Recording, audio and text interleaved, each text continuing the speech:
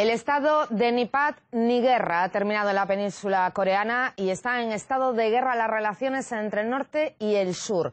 Este es un fragmento de la declaración oficial hecha por Pyongyang en medio del aumento de la tensión con Seúl y Washington. De momento no hay ninguna acción bélica, pero el ejército norcoreano se está movilizando. Por su parte, Moscú ha instado a que no se pase el punto de no retorno. Más información en directo con nuestra corresponsal Alexandra Bondarenko.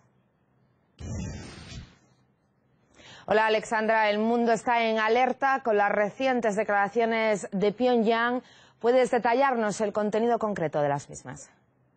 Hola María, bueno, sin duda alguna esta declaración hecha por Corea del Norte ha provocado un gran revuelo en la comunidad internacional. Y aquí hay que decir que muchos interpretaron esta declaración como la declaración de guerra, pero no se trata de una guerra sino más bien de lo siguiente, y es que en el comunicado indica que en caso de cualquier provocación que hierra su dignidad, Corea del Norte va a actuar, va a defenderse y va a actuar de acuerdo con los reglamentos que corresponden al tiempo de guerra. Aquí hay que decir que esta declaración no conllevó las acciones bélicas y de que aquí no se trata de una declaración de una guerra, y para mirar esta declaración les ahora propongo revisar estas palabras.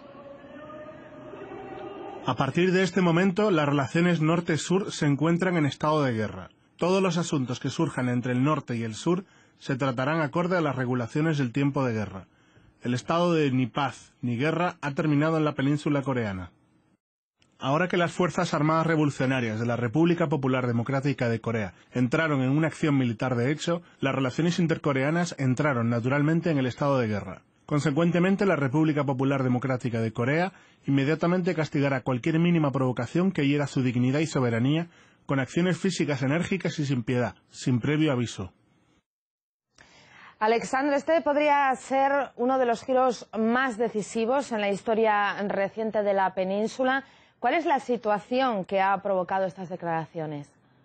La tensión entre Corea del Sur y el gobierno de Corea del Norte ya inició desde hace mucho tiempo. Aquí hay que decir que lo que empeoró la situación últimamente fueron los ensayos de misiles balísticos realizados por Corea del Norte, que finalmente conllevaron a una prueba nuclear el pasado 12 de febrero. Además, Pyongyang anuló el acuerdo de armisticio alcanzado con Corea del Sur en el año 1953, después de una guerra que finalmente dividió la península en dos Coreas. También Pyongyang afirmó que sus misiles están apuntando a los objetivos en Corea del Sur y asimismo en algunos territorios de Estados Unidos. Y aquí hay que decir que este país norteamericano jugó su papel en el aumento de la tensión entre dos Coreas, entre Corea del Sur y Corea del Norte, ya que realizó los ejercicios militares con Corea del Sur, donde también mantiene una serie de bases militares con decenas de miles de soldados en ellas. Y respecto a este papel de Estados Unidos, les propongo ahora escuchar las palabras de Alejandro Cao de Benós, el único representante de Corea del Norte en Occidente, quien habló con RT en una entrevista exclusiva. Si existe una invasión, aunque sea, y vuelvo a decir, de una pequeña franja de territorio norcoreano, se produciría esta respuesta. Y esta respuesta podrían ser misiles tácticos nucleares que lo que harían sería anular todas las bases norteamericanas en el Pacífico. No solo en Corea del Sur, sino en Japón o en la isla de Guam. Así que esto está todo listo y preparado a la espera por si sucediera este tipo de agresión. Alexandra, claramente un eventual conflicto amenazaría no solo a las partes implicadas, sino a todo el mundo. ¿Cuáles han sido las reacciones internacionales a esta situación? En cuanto a la reacción internacional, aquí hay que decir que Estados Unidos expresó ya su preocupación por esta declaración hecha por Corea del Norte y afirmó que tomó estas declaraciones con bastante seriedad. Corea del Sur, por su parte, afirmó que esta amenaza es una amenaza que enmarca en una serie de provocaciones.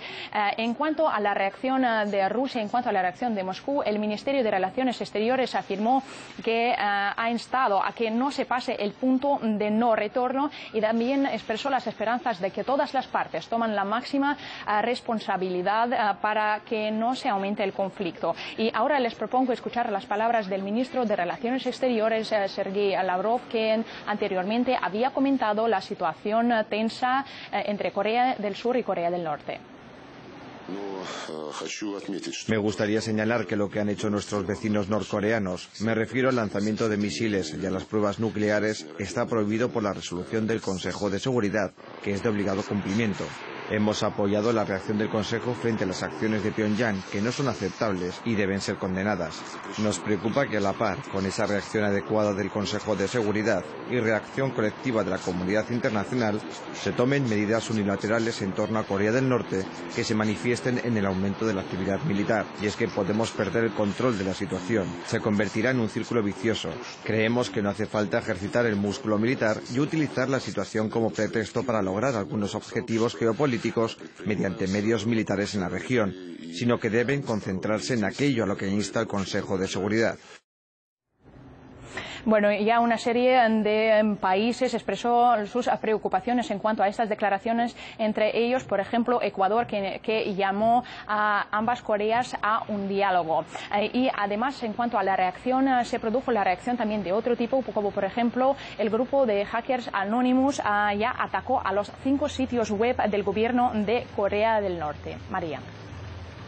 Muchas gracias, Alexandra, por esta información. Nuestra corresponsal Sandra Bondarenko nos ha detallado en directo la creciente tensión en la península coreana.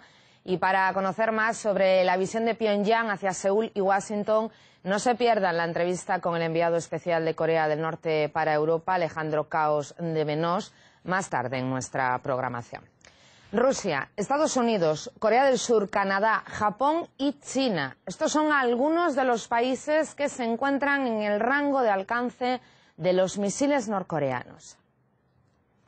Además del arsenal de cohetes Scud capaces de llegar a su vecino del sur, el país dispone de otros armamentos. Por ejemplo, sus Snowdon tienen una autonomía superior a los 1000 kilómetros, por lo que podrían abarcar una significativa parte de Asia.